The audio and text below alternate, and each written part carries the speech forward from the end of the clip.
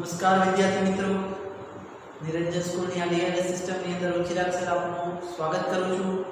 મિત્રો, આપણે ભણી રહ્યા છીએ સ્ટેટિસ્ટિક્સ ચેપ્ટર નંબર 2 સુરેખ સહસંબંધના ટૂંકા દાખલા એક કાલ્પનિક છે. થોડાક દાખલા આગળ ગણ્યા. મિત્રો, અત્યારે થોડાક એક્સ્ટ્રા દાખલા ચાલે છે જે આપણા ટેક્સ્ટ બુકના નથી, પણ એ જરૂરી છે. ક્યારેક કોઈ પણ રકમ ચેન્જ થાય, તમને સ્વઅધ્યયન ગણવામાં તકલીફ પડે તો આ દાખલા ઘણા બધા સપોર્ટેબલ થશે. તો એક બે દિવસ થશે, પણ બધા દાખલા આપણે ગણવાનો પ્રયત્ન કરશું. જેમ બને એમ વધારે દાખલા લેવાનો પ્રયત્ન કરીશ, એટલે તમારે કોઈ પ્રશ્ન ન થાય. એક દાખલો જોઈએ. શું કહે છે કે સહસંબંધાંક આપ્યો છે. સહસંબંધાંક કેટલો આપ્યો છે મિત્રો? તો કે -0.60, એટલે r બરાબર -0.60 x અને y નું સહવિચરણ. સહવિચરણ એટલે શું કહેવાય? તો કે કોવેરિયન્સ xy કહેવાય. -30 છે. x નું વિચરણ એટલે કે sx નો સ્ક્વેર કહેવાય. 25 છે. અમારે sx ના સ્ક્વેર ની જરૂર ન હોય સહસંબંધમાં, એટલે sx કેટલા મળે? 5 મળે. y નું વિચરણ તમને પૂછ્યું છે કે sy નો સ્ક્વેર. તો મિત્રો, આપણું સૂત્ર છે કોવેરિયન્સ xy ના છેદમાં sx ગુણ્યા sy. કોના માટે? તો કે r માટે. r ની કિંમત આપણે જાણીએ છીએ કેટલી છે? તો કે -0.60. કોવેરિયન્સ xy ની કિંમત કેટલી છે? -30. sx ની કિંમત કેટલી છે? 5.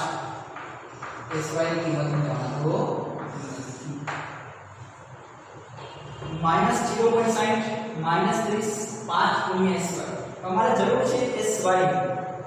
તો sy છેદમાં છે, અહીં આવશે તો અંશમાં, અને -0.60 અંશમાં છે, અહીં આવશે તો છેદમાં. એટલે એકબીજાનું સ્થાન ચેન્જ કરશે. એટલે શું થશે? તો કે sy બરાબર -30 mm 5 mm ગુણ્યા -0.60 અહીં આવી જશે. આ ઉપર ગયા નીચે. તો sy બરાબર -30 છેદમાં -3. sy બરાબર કેટલા મળ્યા? -30 એટલે 10 મળ્યા. તો મારે y નું વિચરણ પૂછ્યું છે, એટલે એનો સ્ક્વેર કરવો પડે. કે sy નો સ્ક્વેર મને કેટલો મળ્યો? મેં કાંઈ નથી કર્યું, ખાલી sy ઉપર લઈએ એટલે 0.60 નીચે, પણ ખાસ x નો સ્ક્વેર આવ્યો હતો અને x માં રૂપાંતર કરવાનો હતો. મિત્રો, આગળ જોઈએ. બીજો એક દાખલો આવ્યો છે. મેં ખાસ નામ લખાવી દીધું. ખાસ નામ દાખલા માટે બહુ જ કારગર સાબિત થશે. મને આપ્યો છે r નો સ્ક્વેર. દાખલા એવો છે, પણ અહીંયા r આપ્યો છે અને અહીંયા r નો સ્ક્વેર આપ્યો છે. બાકી x નો સ્ક્વેર, કોવેરિયન્સ બધું તૈયાર આપ્યું છે. તો મને r જોઈએ. r સ્ક્વેર આપ્યો છે, તો r કેટલો થાય? 0.04 નો રૂટ કાઢો એટલે 0.2 મળશે. કેટલું થાય? 0.2. પણ હું કહું છું માઈનસ આવશે. કોઈ પ્લસ નો રૂટ કાઢ્યો તો માઈનસ થઈ જાય, એવું ન હોય. પણ વર્ગ કોનો થયો છે? વી ડોન્ટ નો, આપણે જાણતા નથી. -0.2 નો વર્ગ પણ કરો તો 0.04 આવે, અને +0.2 નો વર્ગ કરો તોય 0.04 આવે. અને મારે આ જોઈએ છે 0.04 નું રૂટ જોઈએ છે. તો તમારે ડિસાઈડ કરવું પડે કે માઈનસ કે પ્લસ. તો આપણી કોવેરિયન્સ xy ની નિશાની નક્કી કરશે, કારણ કે કોવેરિયન્સ xy ની અને r ની બંનેની નિશાનીઓ સરખી હોય છે. એ ખાસ નોંધ લખાઈ દીધી લાસ્ટ લેક્ચરની અંદર. જો r અને કોવેરિયન્સ xy ની નિશાનીઓ હંમેશા સરખી જ હોય. આ ખાસ યાદ રાખજો. જો તમે અહીંયા પ્લસ લખો તો દાખલો ખોટો થઈ જાય. હવે sx નો સ્ક્વેર 100 છે, તો sx કેટલા મળશે મિત્રો? 10 મળશે. કોવેરિયન્સ xy ની કિંમત કેટલી છે? તો કે -16 છે, અને sy નો સ્ક્વેર આપણને પૂછ્યો છે. કાઈ વાંધો નહીં, ફરીથી એકવાર સૂત્ર લખીશ કે r બરાબર કોવેરિયન્સ xy ના છેદમાં sx ગુણ્યા sy. r કેટલા? તો કે -0.2. કોવેરિયન્સ xy કેટલા? તો કે -16. sx કેટલા? તો કે 10. sy મને ખબર નથી. sy ઉપર જશે તો -0.2 નીચે આવશે. હમણાં કહ્યું એમ જ sy બરાબર -16 છેદમાં 10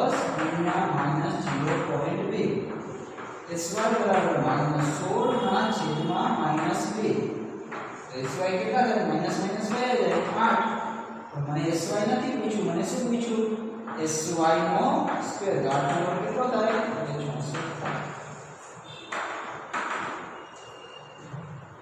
આ તમારો જવાબ એક મસ્ત દાખલાઓ હોમવર્ક માટે આપ્યા પણ સમજાવી દઉં શું કરવાનું છે n આપ્યો છે x બાર આપ્યો છે y બાર આપ્યો છે sx આપ્યો છે sy આપ્યો છે અહીંયા માહિતી 1 સિગ્મા x x બાર y y બાર ના છેદમાં n હવે આપણું સૂત્ર શું છે એટલે સિગ્મા x x બાર y y બાર ના છેદમાં n ગુણ્યા sx ગુણ્યા sy તો મિત્રો x x બાર y y બાર ના છેદમાં n આટલી કિંમત તમને તૈયાર આપી દીધી -0.08 x x બાર ગુણ્યા y y બાર ના છેદમાં n એટલે કે -0.08 એના છેદમાં પછી તમારે n મૂકવાનું આ n દૂર ખવડાવવાનું છે sx બરાબર 1.05 અને sy બરાબર 0.01 ટૂંકમાં અંશની માહિતી અને છેદની એક માહિતી તૈયાર છે આ કે આના સહિત સમજાણું x x બાર y y બાર ના છેદમાં n -0.08 આવશે અને sx 1.05 અને sy 0.01 એ તમારે અલગથી મૂકવા પડશે નહીં અને એનો આન્સર આવશે -0.76 ત્યારબાદ એવો દાખલો n આપ્યો છે sx નો સ્ક્વેર આપ્યો છે આપણે એનો રૂટ કાઢશું એટલે sx મળશે sy નો સ્ક્વેર આપ્યો છે એનો રૂટ કાઢશું એટલે sy મળશે અને x x બાર ગુણ્યા y y બાર ગુણાકાર 128 એટલે જે અંશમાં મૂકવાનો થશે દાખલો મળશે એટલે એનો જવાબ આવશે r બરાબર 0.10 ક્લિયર દાખલા ગણો આગળ આપણે વધીએ છીએ ચાલો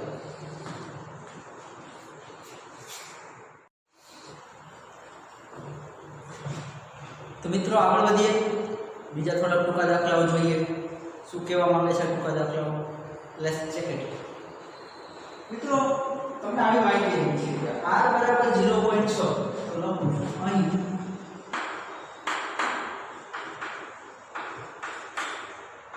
r બરાબર 0.6 હવે હું કીધું કે sx બરાબર 2sy જ્યાં sx હશે ત્યાં હું 2sy લખી શકીશ અને જ્યાં કોવેરિયન્સ xy હશે ત્યાં હું 3sy લખી શકીશ તો મને sx નો સ્ક્વેર ગોતી દીધો કાઈ વાંધો નહીં ગોતીએ તો મને એમ કીધું કે r નું સૂત્ર લખો કોવેરિયન્સ xy છેદમાં sx ગુણ્યા sy જ્યાં આપણે જે લખવાનું કીધું તે લખી આવો કોવેરિયન્સ xy ની જગ્યાએ મને શું લખવાનું કીધું 3sy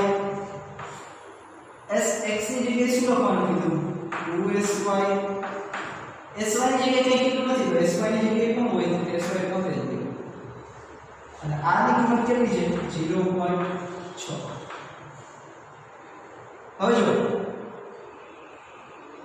આ એકવાર sy અને એકવાર sy ઉડી બરાબર અહીંયા શું છે 2 ગુણ્યા sy ગુણ્યા sy 2sy નો મતલબ શું થાય 2 ગુણ્યા sy ગુણ્યા sy આ sy ઉડી તો અહીંયા શું થયું 2 ગુણ્યા sy લઈ જાવ sy ને ઉપર લઈ જાવ 0.6 ને ક્યાં લઈ આવો નીચે sy બરાબર 3 ઉપર છે 2 ગુણ્યા 0.6 sy બરાબર 3 ના છેદમાં 1.02 તો sy ની કિંમત કેટલી આવે 3 ભાગ્યા 1.2 કરો તો 2.5 આવે તો મને sx નો સ્ક્વેર પૂછ્યો મને sy પૂછ્યો નથી તો મને મળી શકે એવો તો sy પર એકવાર તો શું કહ્યું તો sy ઉડાડી આ sy છેદમાં હતા અહીંયા તો અંશમાં અને 0.6 ને નીચે લઈએ 3 ભાગ્યા 1.2 કરે એટલે 2.5 હવે મને ખબર છે કે જો મારે x મેળવવો હોય તો 2sy કરવા પડે તો sx બરાબર શું થાય 2sy અને sy ની જગ્યાએ તો કેટલા લખાય 2.5 એટલે sy ની sx ની કિંમત કેટલી મળી 5 પણ મને x પણ પૂછ્યા નથી મને પૂછ્યો sx નો સ્ક્વેર કેટલો થાય 25 થાય ફોર એક્ઝામ્પલ ક્લિયર આગળ વધીએ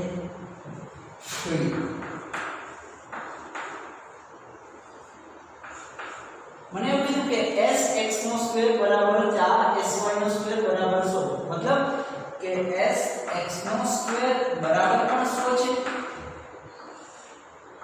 4sy નો સ્ક્વેર બરાબર 100 છે. આ બંનેની કિંમત સરખી છે અને અહીંયા શું આપેલું છે કે કોવેરિયન્સ xy ની કિંમત છે 4xy. બરાબર. sx કેટલા થશે બાળક? તો 10 થશે. 4 ગુણાકારમાં છે, અહીંયા આવશે ભાગાકારમાં, તો કે 100 ભાગ્યા 4. sy² કેટલા થશે? 25 થશે. તો sy કેટલા થાય? 5 થાય. ફરીથી r બરાબર કોવેરિયન્સ xy ના છેદમાં sx ગુણ્યા sy. કોવેરિયન્સ xy કેટલા છે? તો કે 4sy છે. sx કેટલા છે? 10 છે. sy ની કિંમત કેટલી છે? 5. એટલે કે 4 ગુણ્યા 5 છેદમાં 10 ગુણ્યા 5. તો આ sy ની જગ્યાએ પણ 5 લખીએ, આ sy ની જગ્યાએ પણ 5 લખીએ. 5 5 લે એટલે 4 ભાગ્યા 10 કરો 0.6. ફરીથી તમારો જવાબ આવી ગયો. થોડા એવા જ દાખલા છે તમારે ગણવાના છે. કોવેરિયન્સ xy ની વેલ્યુ આપેલી છે -sx નો સ્ક્વેર કેટલો થાય? 2. તો sx કેટલા થાય? 1.41. sy નો સ્ક્વેર કેટલો થાય? 2. તો sy કેટલા થાય? 1.41. એટલે x ને y મળી ગયા તો આ મળી જાય. અહીંયા જોઈએ n આપેલો છે x બાર y બાર sx sy x - x બાર y - y બાર વાળું સૂત્ર મૂકવાનું. x - x બાર ગુણ્યા y - y બાર ના છેદમાં n ગુણ્યા sx ગુણ્યા sy. આપણે ગણ્યું આગળ છે કન્ટિન્યુ. એમાં જ આ સૂત્રની અંદર હું સૂત્ર લખી નાખું છું એટલે તમને ખ્યાલ આવે. r બરાબર સિગ્મા x - x બાર y - y બાર ના છેદમાં n ગુણ્યા sx ગુણ્યા sy. તમને શું આપેલું છે? તો કે r આપેલા છે, x - x બાર y - y બાર આપેલા છે, n આપેલા છે અને y આપેલા છે. મિત્રો ખાલી r ને નીચે લઈ આવવાનો અને x ને ઉપર લઈ આવવાનું છે. કારણ કે 1 2 3 અને 4 વસ્તુ આપેલી છે. x ને ઉપર લઈ જજો અને r ને ક્યાં લઈ આવશો? નીચે. એટલે તમને x મળી જશે અને x મળી જાય સ્ક્વેર કરી નાખો એટલે sx નો સ્ક્વેર કેટલો આવશે? 9. આ તમારું હોમવર્ક રહેશે.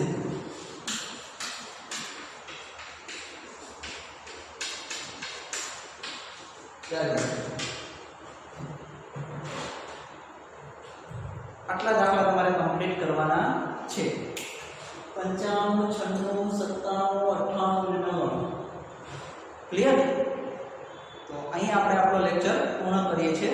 અસ્તુ.